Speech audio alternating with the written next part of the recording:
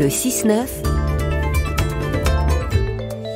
sur France Inter. Les bonnes ondes de Sandrine Houdin pour les jeunes en panne d'idées qui sèchent sur Parcoursup, pour ceux plus âgés qui rêvent de tout plaquer, de changer de métier.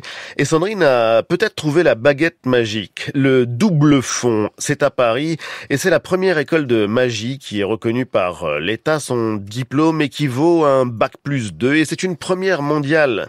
Avant d'entendre ses élèves et leur motivation, on écoute le fondateur du double fond, le magicien Dominique Duvivier, qui a entraîné sa fille dans son chapeau.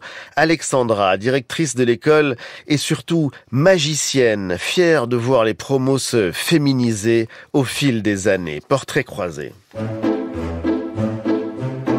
La fille. Tu vois, cette dame de trèfle, elle est jolie. Mais si je la frotte, là, sur le micro, elle se change en 10 de cœur. Ah ouais. Ouais. Le père. Tu fermes la main, la balle va disparaître. Tu crois que c'est possible ? Non. Trop tard. Non. C'est pas dingue, ça ?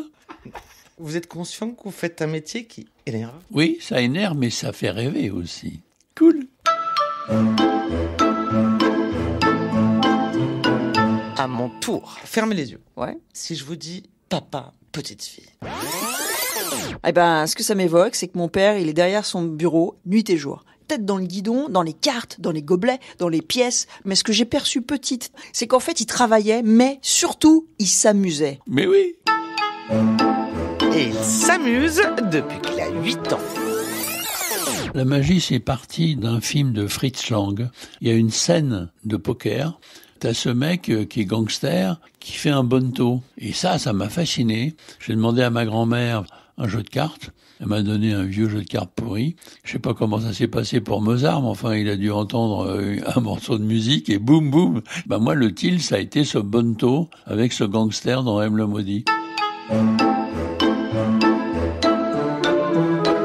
Donc, j'avais la chance d'être un cancre. Comme j'étais nul ailleurs, c'est la magie. Je faisais que ça, quoi. Cancre avec mention. Papa, il m'a tout appris. Tout appris.